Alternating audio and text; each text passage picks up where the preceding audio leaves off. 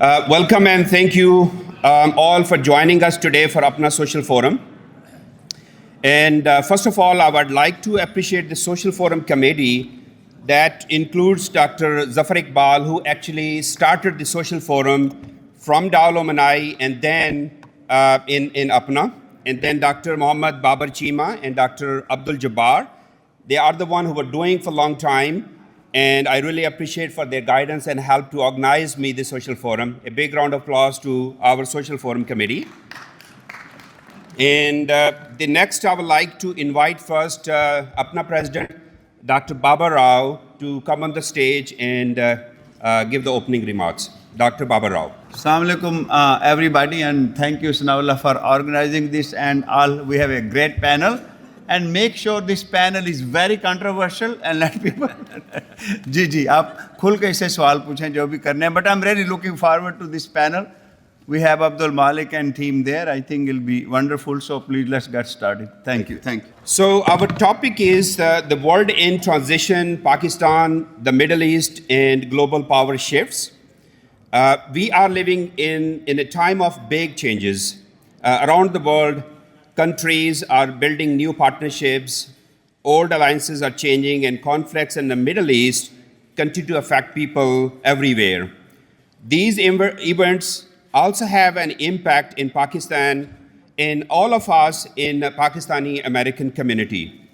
As physicians and professionals, we often see the human side of these challenges. That is why it is important for us to come together, share ideas, and learn from each other. Today's session is not about having all the answers. It is about listening, understanding different perspectives, and thinking about what these global changes mean for Pakistan and the region, and also our role as members of APPNA. Thank you all for joining us. I hope you enjoy the discussion. It is now my pleasure to introduce our respected panelists. The first one is Michael Kogelman. Michael Kogelman is a globally recognized specialist on South Asia and US policy in the region. He is currently resident fellow for South Asia at the Atlantic Council in Washington, DC. He is also a non-resident senior fellow at the Asia Pacific Foundation of Canada. Additionally, he is a columnist for the Foreign Policy magazine and writes its a South Asia Brief.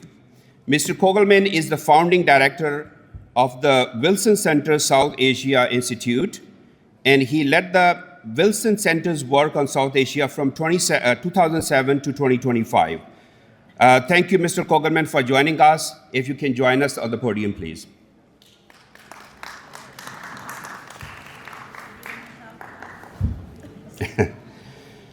Our second panelist is Dr. Moeed Yusuf. Dr. Moeed Yusuf is the Vice Chancellor of Beacon House School of Beacon House National University and a Senior Fellow at Harvard Kennedy School Belfer Center for Science and International Affairs. A well-respected scholar and policy leader, he previously served as Pakistan's youngest National Security Advisor, where he led the development of the country's first national security policy. With leadership experience spanning government, academia, and leading international think tanks, he is the author of several influential books and is widely recognized for his work on governance, national security, and South Asian geopolitics. Thank you, Mr. Yusuf, for joining us. Please come on the podium. Our third panelist is Muhammad Malik. Mr. Malik is one of the Pakistan's most respected journalists.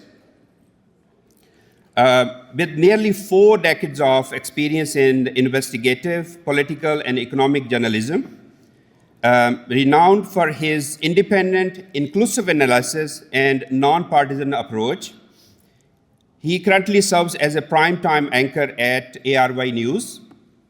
Throughout his career, he has held senior leadership positions as PTV, Hum News, 92 News, Geo News, Dunia News, and leading national newspapers, including The News and Dawn.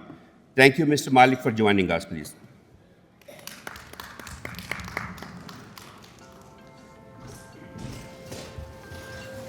Okay, so briefly about our format today. In our format, we will give a 5 minute to each panelist. They will present their perspective about the topic that we selected. And after that, we'll directly go to the audience, to the members, to ask the questions from each panelist. Just a quick housekeeping rules. Please keep your questions short, focused, and no cross-questioning. Please avoid making long statements so we can engage more members. And you can direct your questions to any particular panelist, and the rest of the panelists can add if they have any comment, or we can move on to the next questions. So now I would like to invite our first panelist, and that will be Dr. Moeed Yusuf, to give his perspective to all of us. Dr. Moeed Yusuf. Thank you, Dr. Saab. Assalamu alaikum, everyone. First of all, let me just thank APPNA and Dr. Saab, especially you. For me, this is actually quite a rather interesting occasion. I've lived in the US for a good close to 2 decades. Studiously avoided APPNA all those years. Not because of any other reason, but because I belong to a family of medical doctors of 4 generations based in Lahore. So every time I was invited, my parents were more excited than I am and wanted to have me go and meet every student of theirs from King Edward and FJ. So I avoided that. Now that I'm not here, I'm happy to speak thanks to you. The topic obviously is very broad, but I want to lay out for you very quickly what I think everybody sitting in this room and everybody sitting in Pakistan should be thinking about. And that's the only thing to my mind that matters. And that is, what is the fundamental responsibility of a state? If you can get this answer right, everything else falls in place. And the only responsibility of a state is actually codified in Pakistan's own national security policy of 2022, which is the operative document as of today, which says that it is the responsibility, the primary responsibility of the state is to ensure the safety, security, dignity, and prosperity of your most disempowered citizen. That's it. Translated into one term called human security. If a state can't provide human security, everything else is irrelevant. And the national security policy explains how to achieve that. And the answer it comes up with is economic security. If you don't have economic security, you cannot create human security or military security, because fundamentally you're short of resources. If you don't have economic security, you are economically dependent on the world and you can't have an independent foreign policy. This is fundamentally Pakistan's problem. So whether we talk about Iran, whether we talk about geostrategy, whether we talk about what's happening today, this reality does not change. So let me just link it to what is happening in the world today. What Pakistan has achieved in the past 3 months or so is no mean feat. I'm the first one to acknowledge that. Having sat in rooms where you do these negotiations, this is extremely difficult business. I think it's no less than a miracle that Pakistan has managed to do what it did and position itself the way it's positioned itself. The question to answer is, mujhe kya mila? Because if it's just goodwill, I'm not satisfied. So what is it that Pakistan should be looking for? And how do you translate that into actual gain? Keeping in mind the ultimate objective, which I just explained. Human security for the average citizen of the country. What's the problem? The problem is that Pakistan has been geostrategically important, and we are very proud of the fact that we've been geostrategically important multiple times in our history. This is not the first time. In fact, our entire development model was based on a false premise, which still exists, that we are so important geostrategically that the world will continue funding us and we will be able to use those resources to run our country. That worked in the time that we were important, and when we were not important, we basically went bankrupt every time. So there was a false premise attached to that. Second, the mistake that we've made, and I think that was built into the system, when we were getting these resources, windfall profits, this was Ayub's time, Zia's time, Musharraf's time, those resources were misallocated for the elite rather than for the average citizen. So you didn't distribute across provinces, you didn't distribute across federal, provincial and local government, and you did not redistribute this properly across the haves versus have-nots. So the divide continued to grow even though Pakistan remained super important. Are we going to end up in the same place, or are we going to do it differently? I think we have a golden opportunity, because what we are seeing now is not made up. Pakistan is truly in the center of the world diplomatically, and as I said, that's no less than a miracle. What do we require? One of the problems we have is that when we start talking about what to reform, you get a list of 1 million things. Having worked in government, I can tell you that our government has a capacity to manage 1, maybe 2, maybe 3 things at one time. No more. And actually, even the best governments in the world cannot do more than half a dozen things at a time. What are those things? If I were doing this, there are only 2 things that I require from the United States. Only 2 things. There's not a third thing that I would ask for. Number 1, cheap energy.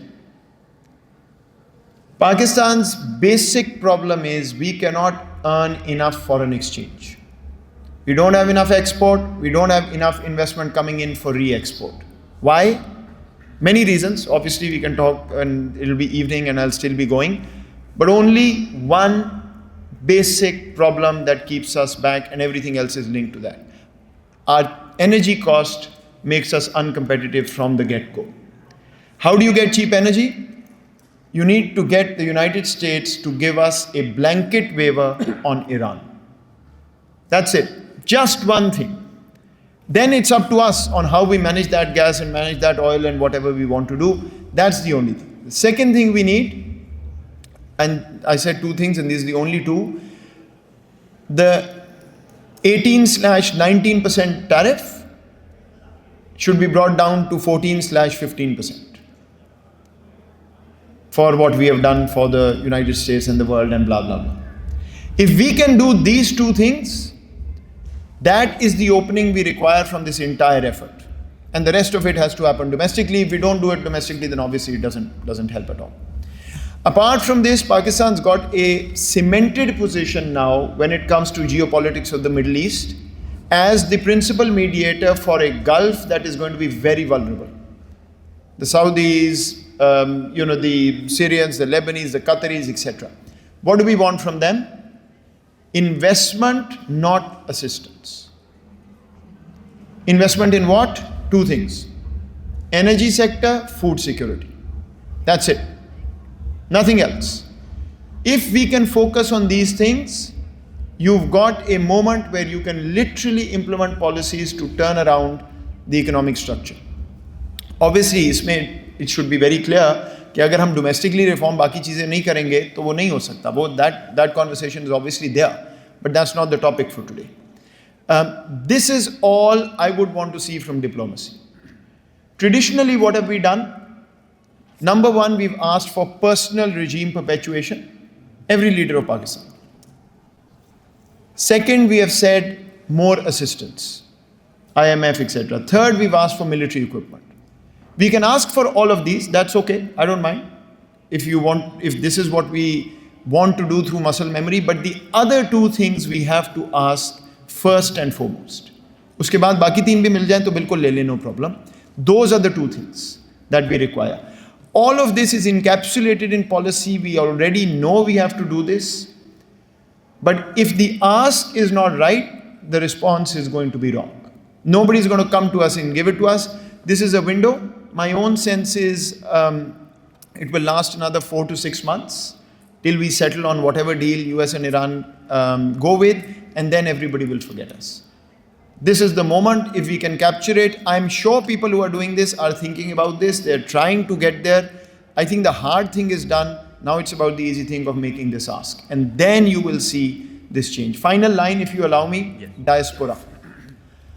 I've been part of this diaspora for, as I said, close to 2 decades. Every time we sat anywhere, the conversation was Pakistan ko theek kaise karna. And I just have one line for you. If you look at Pakistan and you are not investing in creating human resource that can lead the country amicably. Lead, I'm not talking of politics and military. I'm talking of business, I'm talking of agriculture, I'm talking about everything else. We will not get anywhere. मैंने आपको अभी जो सारा कुछ बताया है, that will fail for one reason if we don't do it right. We no longer have the human resource available that can compete with the world in terms of innovating and skill. Every penny you spend, just think of this part and you will see change. Thank you very much. Thank you, Maid. And especially we like to hear what your last statement was, how as a Pakistani diaspora we can contribute and help in this regard. So now the next panelist, I would like to invite Mr. Michael Kugelman. He's expert in the South Asian studies, so we'd like to listen to his perspective. Well, thank you very much. It's really an honor to be here. I've always admired APPNA from afar and have engaged with some of its members in DC, but I've never been in a big fancy convention like this, so it's really great to be here. Maybe it's fitting that the American speaker for this panel is standing up here with a sling on. That's because the US has taken a lot of hits on the global stage of late, so maybe it's fitting. Moeed is always a hard act to follow, and I think some of what I say will amplify his comments. But let me just say this. We keep hearing a question, and that is, how can Pakistan maintain and leverage the geopolitical prominence that it's taken on since it served as an Iran war mediator? And I would argue that with this question, the framing may be a bit off. And that's because, and I think this is not a revelation to this audience, Pakistan, well before it stepped up its game, so to speak, as a mediator in the war, has been a very consequential and prominent global actor with agency and with influence. If you look at the simple fact that it's now, I believe, the 5th most populous country in the world, you cannot be the world's 5th most populous country and not be a consequential global actor. Look as well at at Pakistan's relationships. It may not have the largest number, it may not have a large number of deep partnerships, but the partners that it does have, the close partners that it does have, are all top global actors, whether you're talking about the US or China, Saudi Arabia, Turkey, and so on. Look at Pakistan's convening cloud, right? It hosts regional summits, it hosts prestigious military training exercises, with other militaries. It welcomes the world's most powerful leaders on a routine basis. Look as well at Pakistan's memberships. It is a member of a range of multilateral groupings, both regional and global. But here's the thing, even with this respectable global profile, I do think Pakistan will struggle to maintain the soaring prominence and international acclaim that it has earned over the last few months. First of all, this was mentioned before, and this is known to us all. Pakistan is not a major global economy. It does not boast a critical, globally competitive export like oil or microchips or anything like that. It also, to be very candid, speaking as someone who sits in Washington, Pakistan cannot bank on the continued support of one of its biggest and most influential global boosters, the US. President Trump is fickle, obviously, we all know that.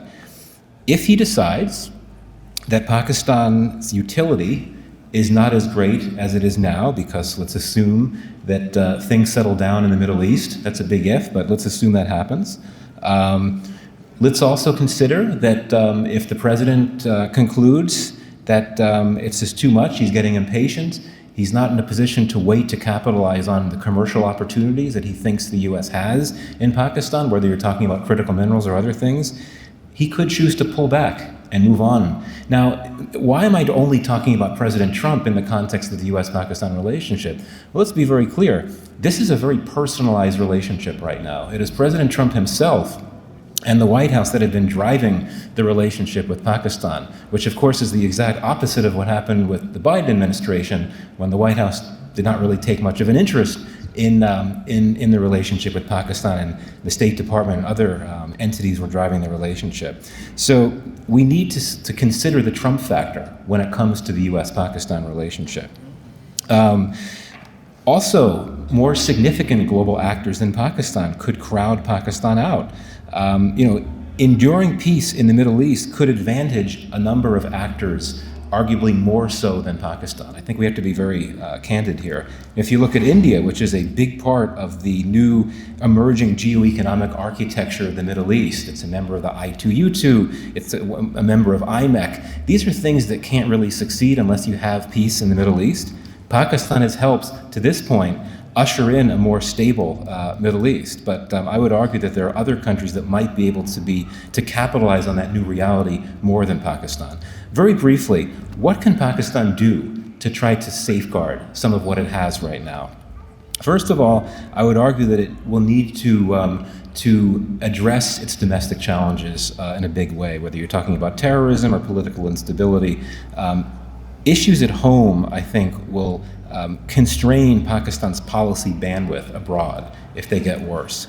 Also, this will, I think, reflect what Moeed said just before.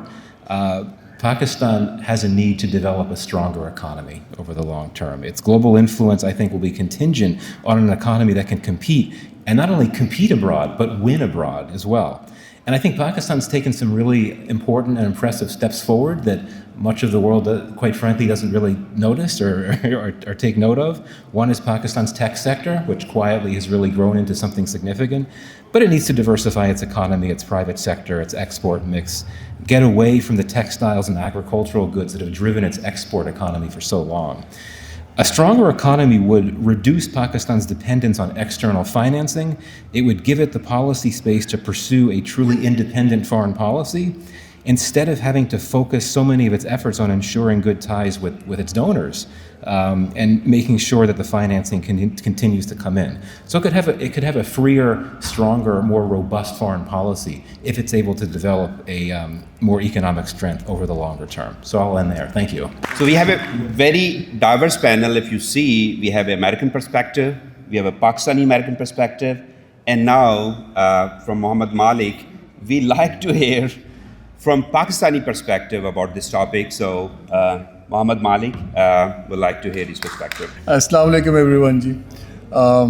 I'm more of a Q&A guy, so I'll be very, very brief. I think Dr. Moeed or what Michael has said, it has made my job very easy. He's talked about the Pakistani perspective, kahan hum khade hain, how to translate into whatever.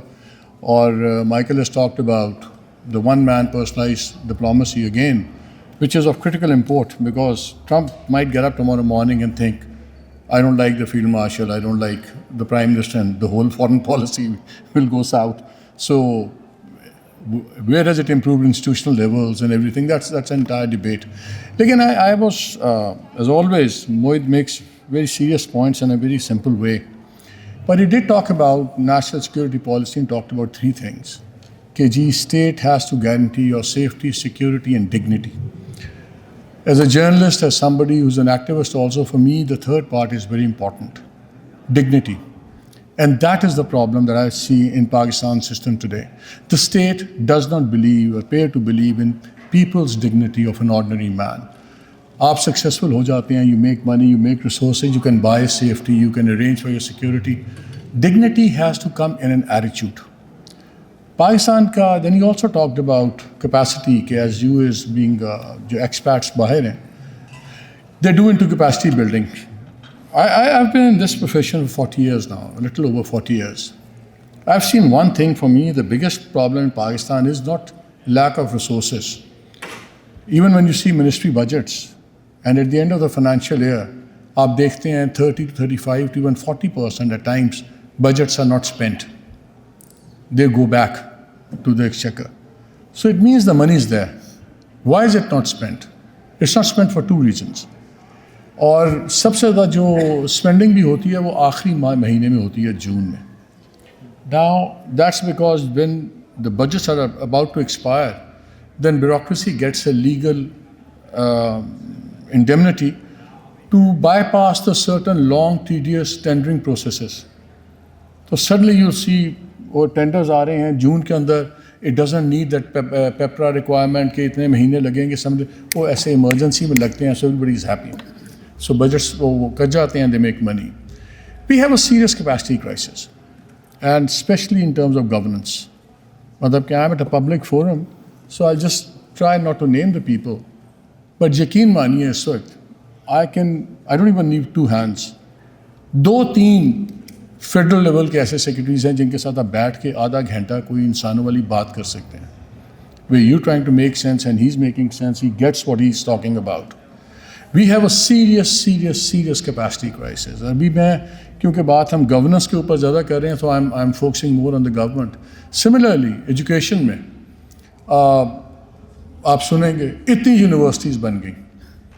मुझे याद है PTI की last government के last दिन I think 20 और something like that university chart, फिर PDM ने भी आके वही university charters, while the primary education has gone to dogs. So because you make money in university like crazy, you don't make that much money in primary education. So, but the fodder that comes up to the university level is so below par. Ab yakin mane, I've hired so many people in my life, and when I see their qualifications, I feel overwhelmed and grossly underqualified to be interviewing that person. But apparently it seems when they open their mouth, the mind seems to go to sleep. और आपको यकीन नहीं आता कि इस बच्चे ने ये यूनिवर्सिटी से पढ़ा हुआ है, ये किया हुआ है, उसका कसूर नहीं है. He still paid through his nose, but he's not gotten the qualification or the education that he deserved. So हमारी priorities बड़ी उल्टी सीधी हुई हैं. हमारा problem dignity पे मैं क्यों आता हूँ? Let's take Iran for example. I mean, everybody knew it was a one-sided war in terms of military prowess, in terms of firepower and everything.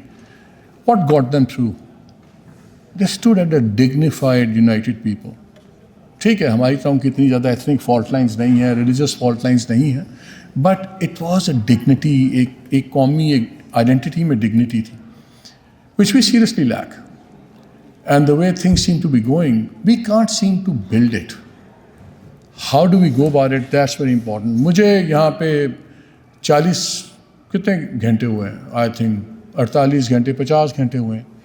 And I shouldn't be saying it, but मैंने जितनी आपके अंदर भी divide देखी है, मैंने लाहौर पाकिस्तान की politics में नहीं देखी. Literally, I never knew that Dow Medical College and King Edward Medical College, you guys are willing to kill each other or do whatever for everything and all that. Now, this is just a lab model, na? Now you expand it. And then you have PMLN, you have People's Party, you have JUI, you have everything. ये stretch हुआ है. यहाँ लोग बैठ के बहुत criticise कर रहे थे, यार पाकिस्तान में क्या होता है, ये क्यों नहीं इकट्ठे बैठ सकते. मैं कहा यार आप भी 4-5 हज़ार हैं, आप क्यों नहीं बैठ सकते. We need to ask yourself also, when मुझे जो आता हूँ बाहर, मैं बहुत सी जगहों पे आता हूँ, मुझे एक बहुत ज़्यादा जजमेंटल व्यू पॉइंट निकलता है. एक पॉन्टिफिकेशन मुझे नज़र आती है एक्सपैट में से. Like suddenly we are here, we'll tell you what to do.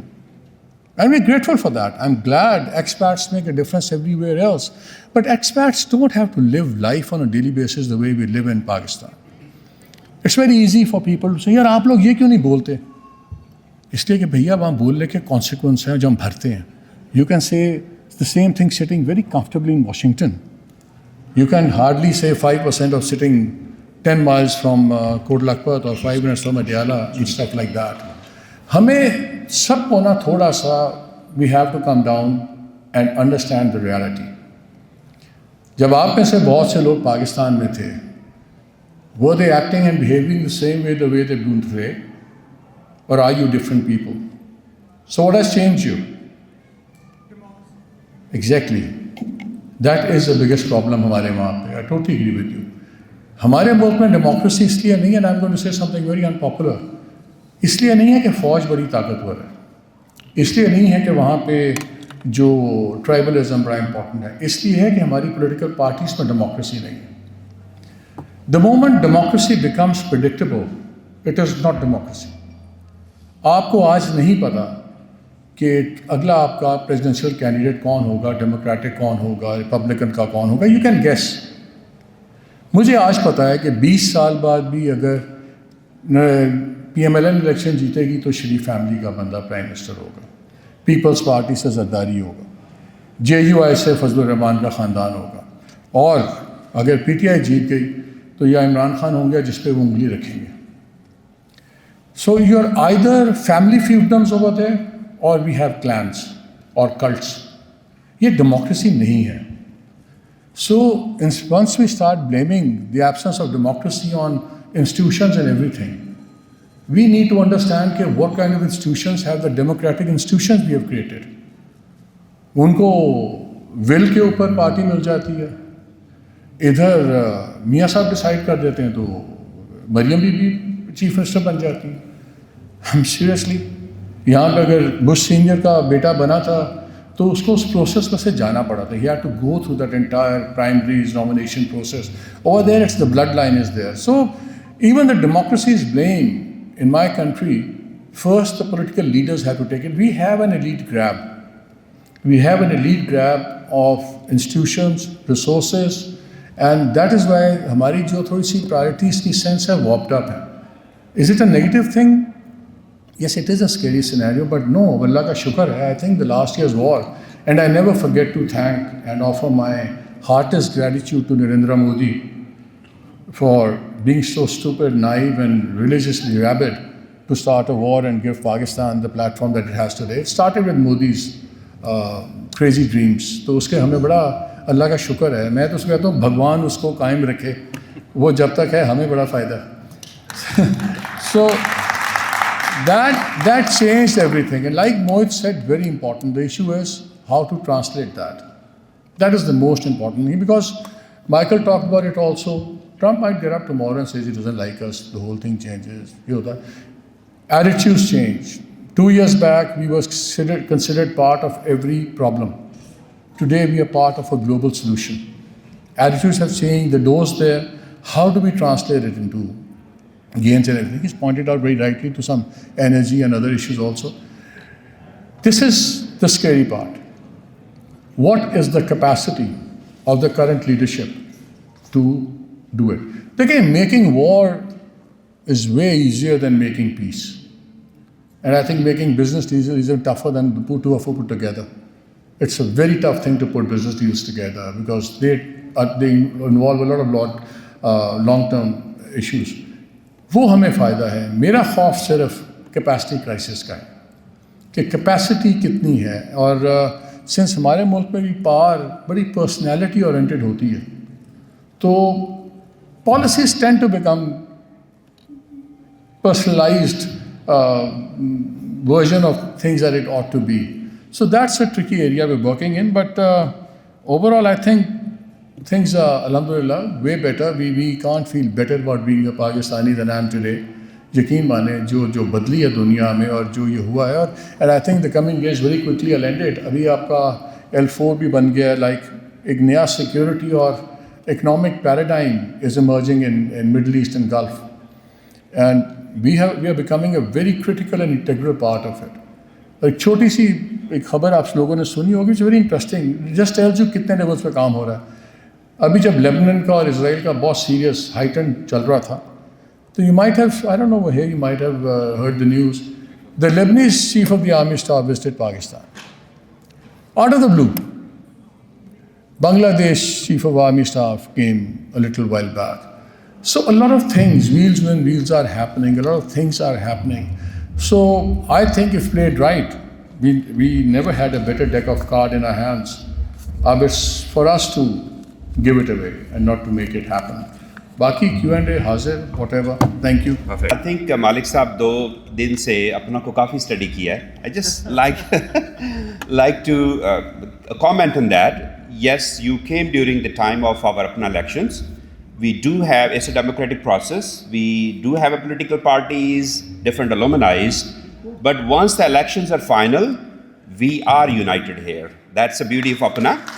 And this is the only organization, ethnic organization, professional organization, as compared to Indian Physicians, API, or others who are united and growing. We are much better organized as compared to Indians and other colleagues, you know. So So we are very proud of that. So I just want to give a comment.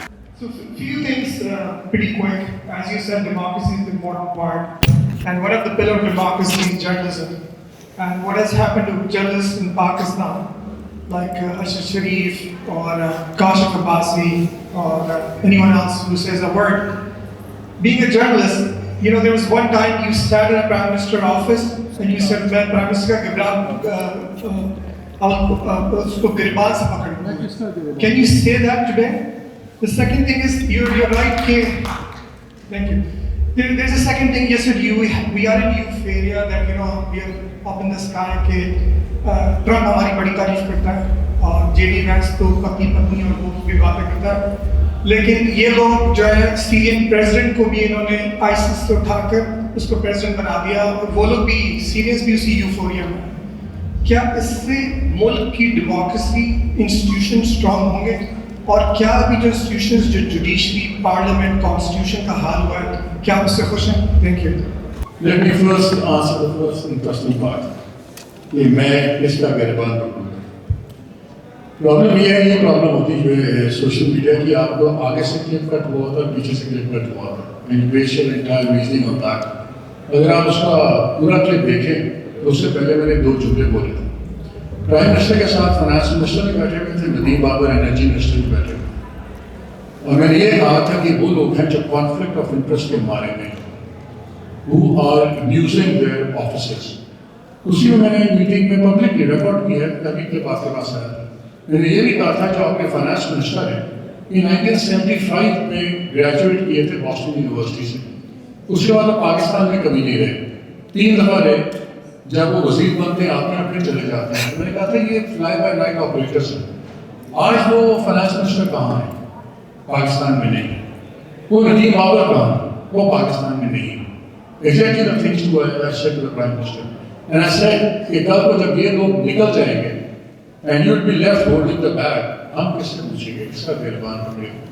ये तो मैंने आपको context बताया उसका। अब मैं दूसरी बात में आ रहा हूँ, I'm coming to don't worry, मैं अच्छी बैठा सब किधर नहीं जा रहा। फिर बात आपने कहा कि क्या आप आज कह सकते हैं जिस दिन शहबाज से प्रेस कॉन्फ्रेंस करेगा, प्रेस इफेक्ट करेगा, इससे ज़्यादा ही बातें होंगी। Abhi he's not available. I can't go and drag the Prime Minister to the house. We have to be allowed into his area to ask him questions. आपको ये Prime Minister भी तक कहीं Q&A में नजर नहीं आया।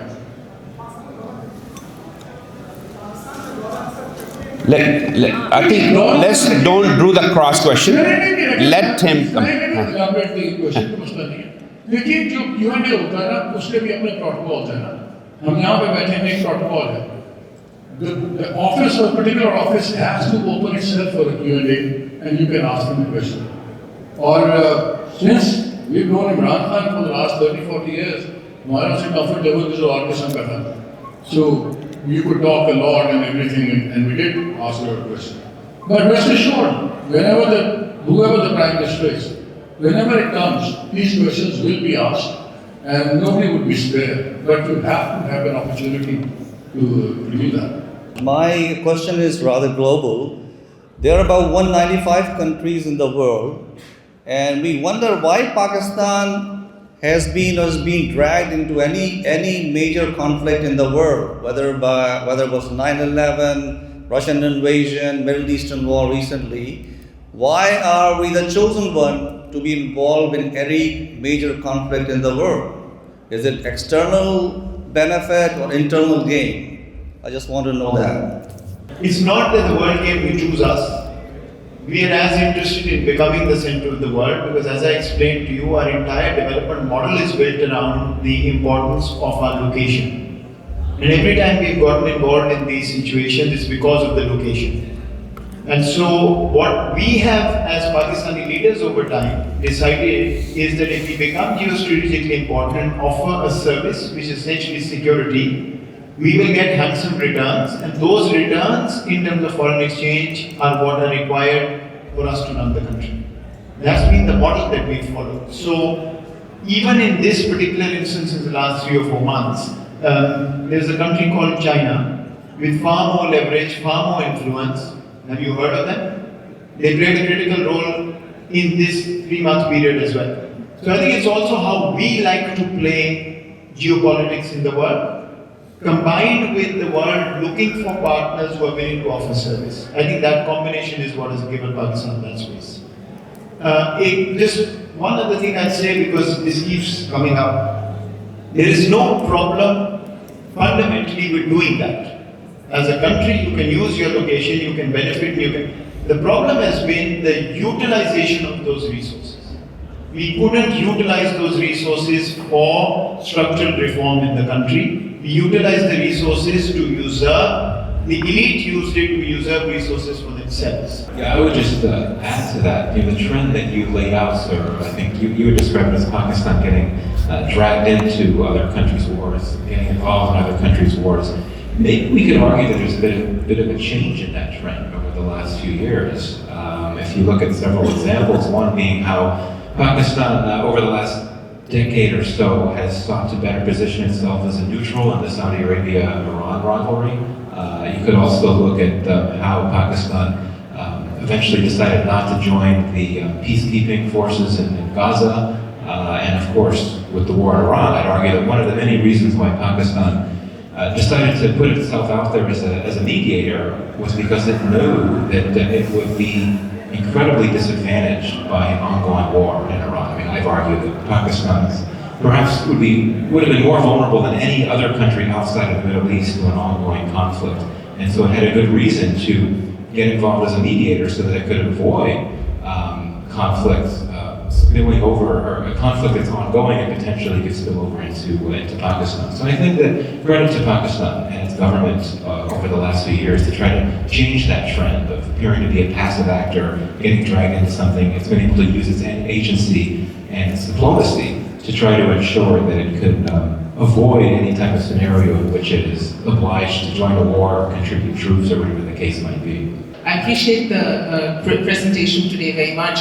But I think the diaspora particularly is supposed to be doing backflips because we are so much on the global world stage and about what has happened with the Iran mediation. But I think we are consumed as a nation with image management and extrapolation of log kya kahenge. It extrapolates to the national stage and the international stage. We are more consumed with that when we have a high illiteracy rate and a collapsing economy. So my question to you, which you alluded to already because of Trump's fickleness and how all of this is based on a house of cards.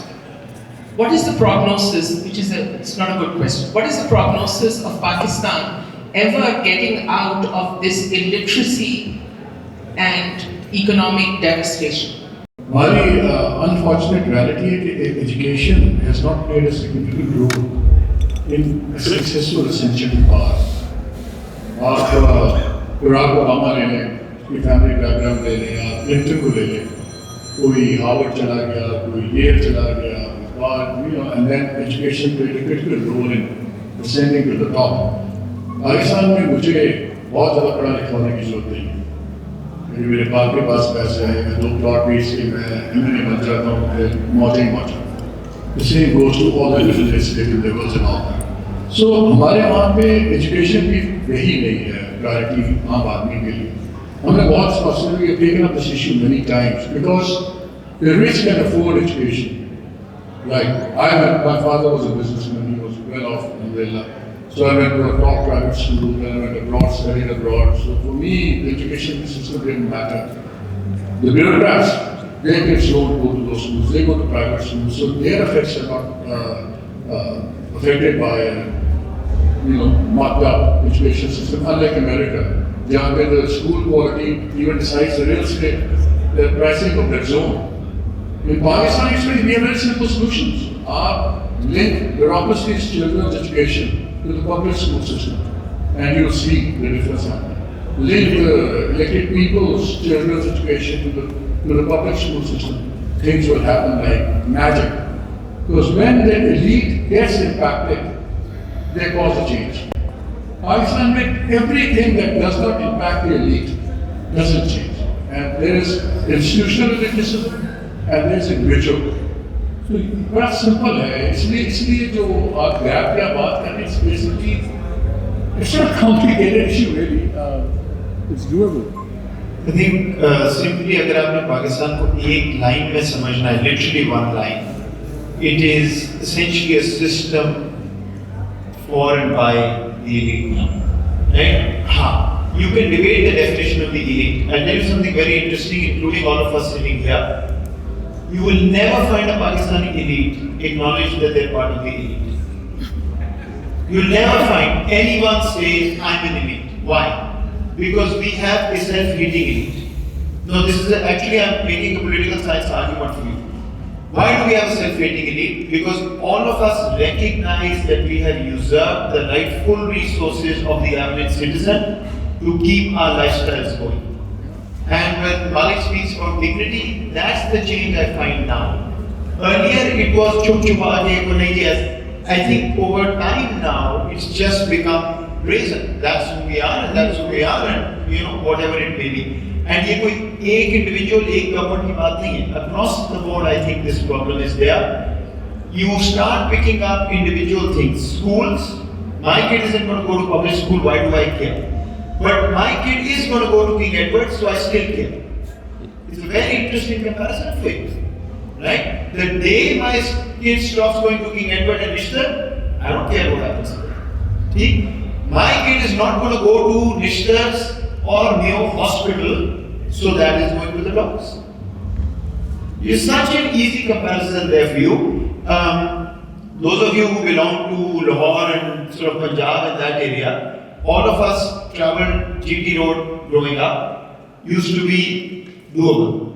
Now go to GT Road and see what it's become because it's a truck driver's road. Motorway is what we use, so that's fine.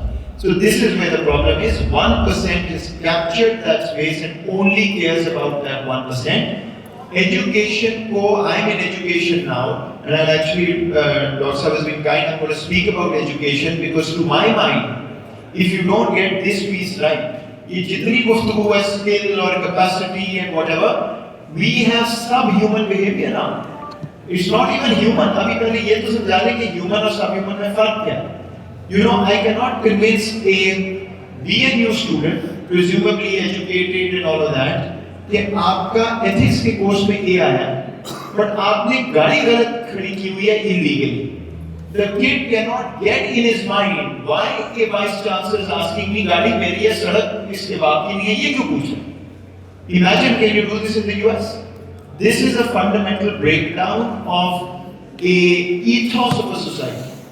वो आप change नहीं करेंगे, ये बाकी सारी गुफ्तगू ऐसी है, आप हार्वर्ड में एजुकेट करके वापस चले जाएं, आप वही काम करेंगे क्योंकि उस सोसाइटी में that's what's going to make you what you are. I need to add just one thing, one fact, very interesting. In your face की example की ना वो इतने. I'll give you two examples. अभी austerity campaign is on in Pakistan. ये बिजली इतने घंटे नहीं होगी, पानी नहीं होगा, speed limit आप 100 से 120 में हर पैसा बचाना है. पंजाब गवर्नमेंट जाती है और एक ट्रेन खरीद लेती है 11 बिलियन का. They buy a luxury jet. Okay? And if you want to challenge that, where do you go? You go to a court. So a constitutional Supreme Court is created. And there are 7 judges. Now in austerity, okay? Remember this austerity. Bills we are being moved as a citizen, the government is cutting down. You know the cars that the Supreme Court constitutional judges got? They all want BMWs. BMWs for Supreme Court judges. Why? Because we can. Question them, where do I question that? In the American Supreme Court, will the judge doesn't get a car? So, इतना बेसननेस में आप example बता रहे हैं कि एक chief minister उठ गया वो 11 बिलियन का इजाज़त नहीं देते. Judges were supposed to be the guardians of the system. वो जाकर उसका मैं आपको बेस्ट बात बताऊँ. ये shows listening का एक आगे वहाँ पे legal implications आ जाती हैं. Because it had actually been sought for Maybach. But budget नहीं था. Maybach का budget बन रहा था 1.38 billion. इसके तो 74 की 78 करोड़ पड़े हुए थे. वो बड़ी ग्रेजिंगली कि मैंने भी BMW मांगी. अरे BMW मैंने दी. तो ये है जो बात कर रहे हैं ना वो एक brazeness in your face. These are the things that work. It will be interesting to see Michael's comment, our deep inside problems from the Michael's perspective. Well, no, I don't mean to pile on. But I think that last question drew out a really important contrast in Pakistan right now, even if it was only hinted at indirectly. Pakistan now is enjoying what I describe as an extended moment in the sun geopolitically. International perceptions of Pakistan have really improved in a big way. It's getting all this international praise. It's just very present. And yet at the same time, its domestic problems, I would argue, are mounting. Right? We can talk about how the macroeconomy has stabilized, but we know that the economy is not in a good position. I would argue that political repression is extremely high, extremely intense right now. Terrorism, we all know about the resurgence in terrorism. Pakistan is very quietly fighting a limited war with the Taliban in Afghanistan. And of course, the relationship with India remains very tense. So you have these mounting domestic problems.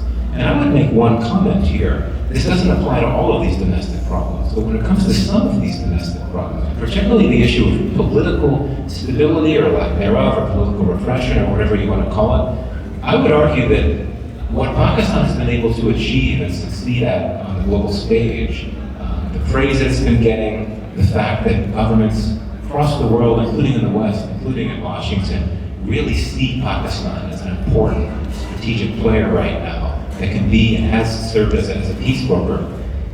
I would argue that the leadership in Pakistan will be emboldened by that, and it could feel compelled to continue to do the things that have caused a lot of consternation among many at home, and that includes crackdowns and so on. So I think that's something to keep in mind. But again, I don't need to pile on. So we'll go from this side. Next question. Yeah, my name is Assalamu alaikum to everybody. My name is Rifa Chuptai. I'm actually past senior advisor to the Atlantic Council. Hey, Mike, Atlantic Council. So, and I'm also a past advisor to the State Department on US-Pakistan relations. I'm the past president of APPNA. So, having said that, I am going to actually, this question is for all three of you. I'm sort of extrapolating from your opening statements what everybody said. Moeed said lack of resources. Malik said lack of capacity. And Michael chalked it down to the temperamental nature of President Trump. So having said that, I will bring you back to the negotiating table and ask you this question, that this whole exercise that Pakistan did as negotiators, how much of a validation can we give that to the leaders of Pakistan, bringing back the advantage to Pakistan from these negotiations? So this is a question for all three of you. Yes, sir. Dr. Asif Javed from Williamsport, Pennsylvania, graduate of King Edward. Iran is in the news. Back in the 50s, Prime Minister Mossaddeq's government was overthrown by CIA. What was United States trying to achieve, and what did it get? That's my question. Okay. So with any order, you can start. Yes, you can start. Doctor, I'll start with the first part. There was a meeting in Saudi Arabia, I think it was March 12th or 13th. That's when Prime Minister Shahbaz Sharif and Field Marshal went there. We did a whole show and a program on that. We wrote a detail of that story also. And that is where it was decided, and the Saudis threw their weight behind Pakistan to go ahead and lead the whole thing. It's an amazing thing because we are now, for the first thing, part of the good news. और ये जो मैं पहले I was talking about that quad, we are missing out on that. That's a very, very serious development. जो Egypt, Pakistan, Turkey और Saudi Arabia का है, and it's going to expand. We're also looking at a new economic paradigm coming in, which has to be Iran inclusive. That changes a lot.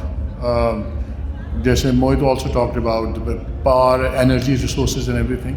तो हमारा तो really for me it becomes a meaningless debate कि why are we where we are. The more important thing is where do we go next. So there are a million reasons for why we are here. Turkey and us, we have a very strong military experience of fighting terrorism, active thing.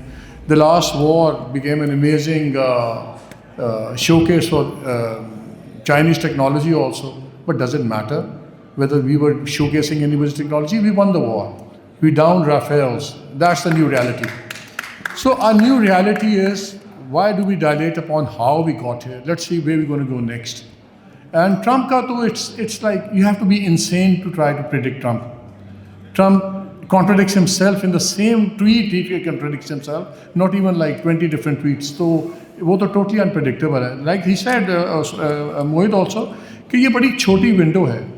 It can shut in our faces anytime. But I think बड़ी window जो खुल गई है. Right now I'm not as concerned with Pak-US relations.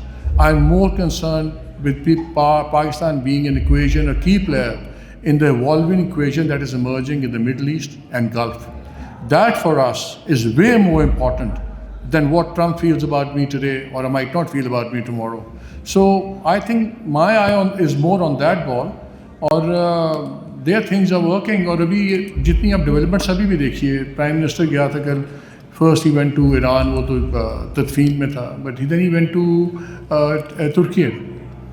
आप patterns देखिए of the last 3 months. Just see the pattern of who's talking to who and after who is talked to who. I mean, you're too busy with your patients. It's my job. So we don't just see that Araqchi has talked to, let's say, the Qatari prince. We also see when did Araqchi talk to him, after talking to who did Pakistan go. And you've seen some examples of Pakistan's internal things also. Suddenly you saw the foreign minister being kicked out of a lot of technical things and Mohsin Naqvi Saab stepping in. So those internal dynamics are also playing out. Yeah, the foreign minister doesn't have to leave critical things. So, I was kind of piggybacking on your opening statement, lack of capacity. देखिए, there is a serious lack of capacity और उसमें एक और भी issue है. The moment you politicize appointments और आप junior bureaucrats को भी seniors के ऊपर ले आते हैं, you find a very silent non-cooperation. और ये अभी भी है. I'll give you an example. मसला चीमा साहब is the Minister for Establishment के हैं. He was a very junior bureaucrat. Khan साहब के ज़माने में what happened? उन्होंने आज़म खान को लगा दिया principal secretary. He was 136th on the seniority list. So suddenly people who were, let's say, 4 or 5 badges senior to him, and he would call them, they would be very respectful and they would put the phone down, and I can't even share the expletives that I've heard a few times. कि करवा ले खुद फिर काम करवा ले. You don't tinker with the system the way it is. आप वहाँ पे पहले system को tinker करते हैं, फिर capacities आपने build up नहीं की हुई तो एक compounded impact हो जाता है. So that's what we are talking about. I could say I'm not an Iran expert, I won't answer that question, but I should answer the question, so I will. No, look, President Trump at one point, I think he only said this once, he described the operation in the war as a regime change operation. That was never the case. President Trump had no interest, in my view, of a regime change operation in Iran. That's Israel's goal, and that has been Israel's goal for quite some time, and they continue to be its goal, who knows. I would just say this. President Trump has taken very unconventional views toward traditional U.S. rivals, right? President Trump has indicated he has sympathies for President Xi. He, of course, met the North Korean president during his first term. Not in this term, but in his previous term, he made it very clear that he has a soft spot for Vladimir Putin. But when it comes to Iran, Trump has been consistently hostile. Why that is, it's unclear, but he has always taken a hard line on Iran, I would argue.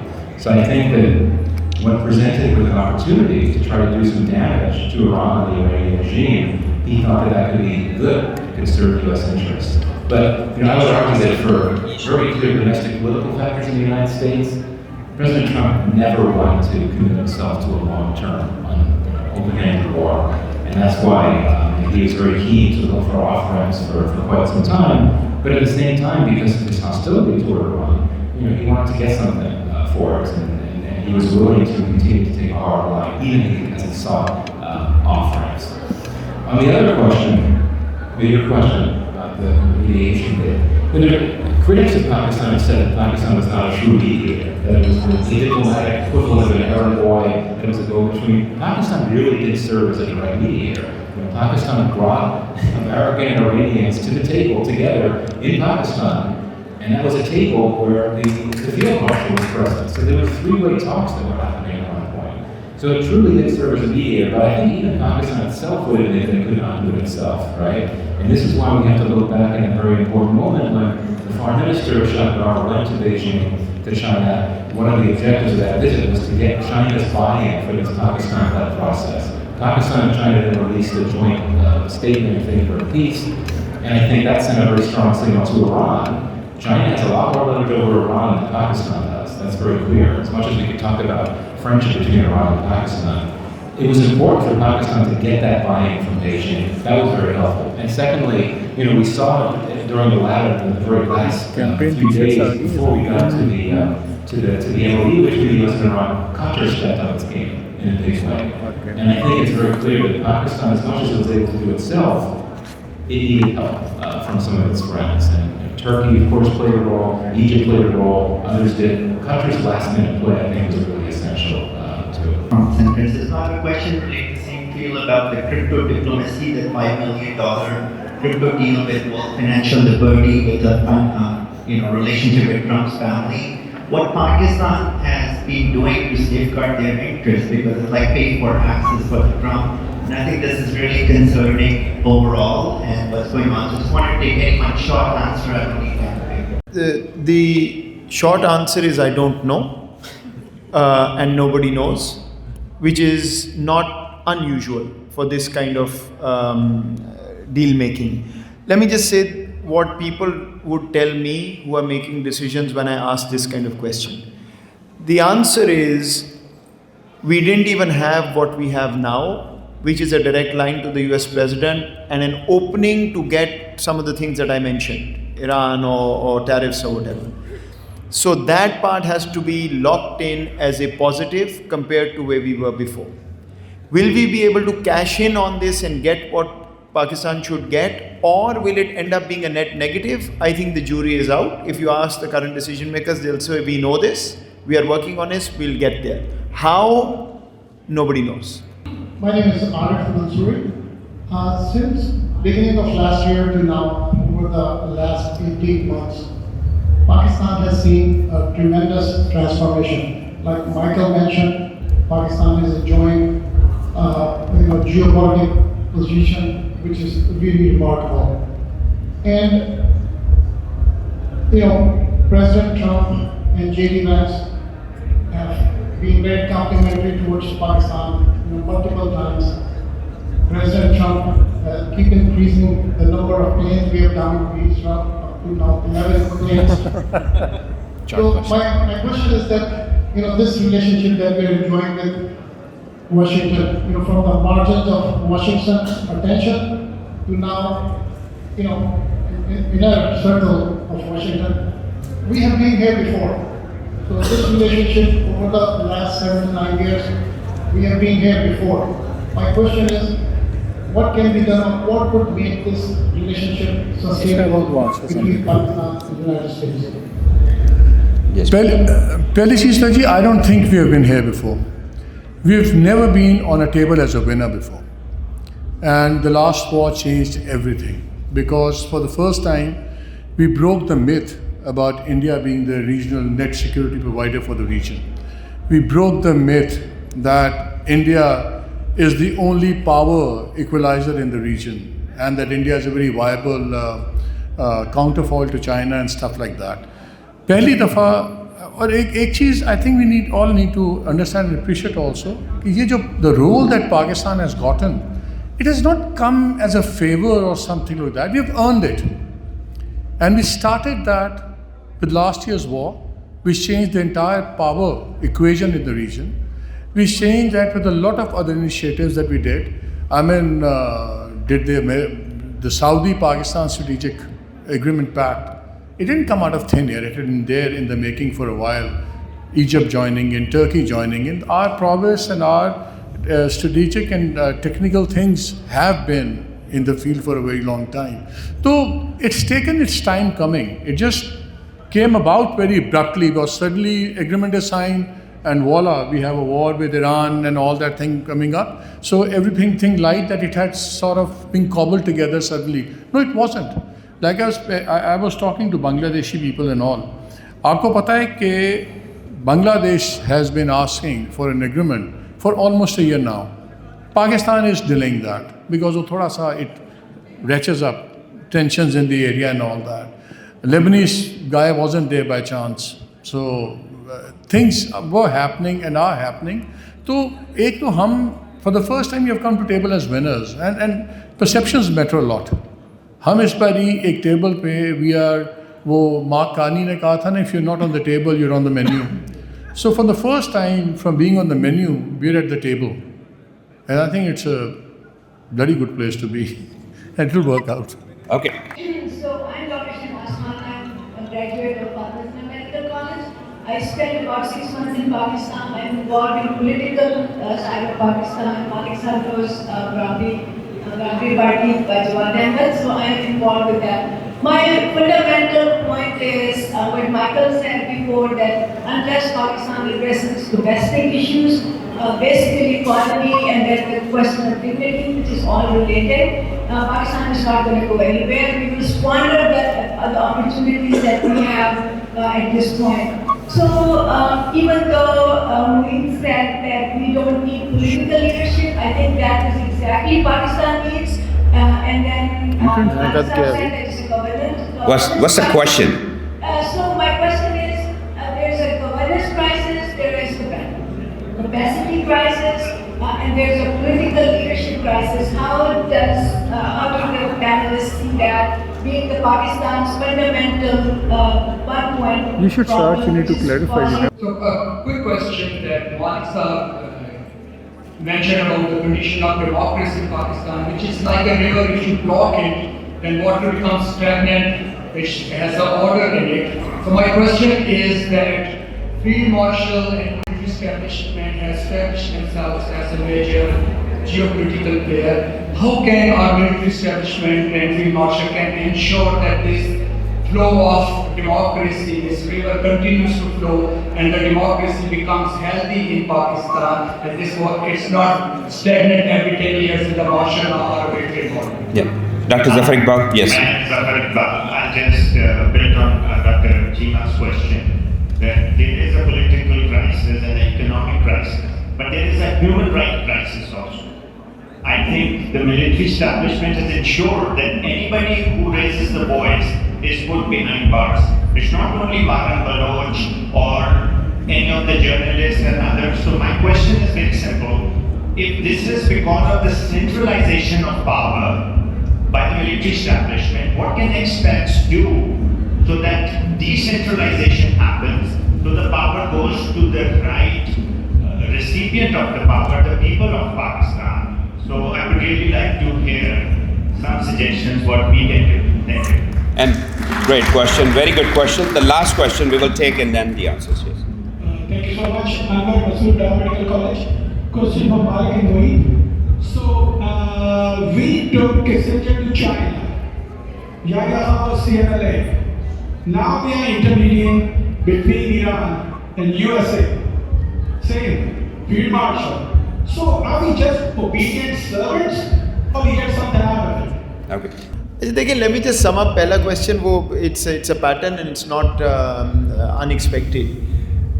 What, and coming from me, this should be somewhat surprising, but anything that you do on foreign policy, any country in the world, is just creating the opportunity to do things better at home. Foreign policy is essentially a tool to open up space for whatever you need to achieve domestically. That foreign policy opportunity is there because of what has happened. You can't deny that fact. If that hadn't happened, we wouldn't be having this conversation. That opening is real, that opening is there. Whether we were there before or not, we can debate, but it's there. All the more reason that it's now incumbent upon us to use this to do what I started with, human security. Because if you're not thinking of that, then this is the best moment for the elite to usurp even more, because you're going to get more coming into the country. So that's one. On your question, by the way, I never said we don't need political leadership. What I said was that everybody keeps talking about political leadership. In all other areas of leadership, we are failing equally. So we need to develop that capacity, otherwise only political leadership won't work.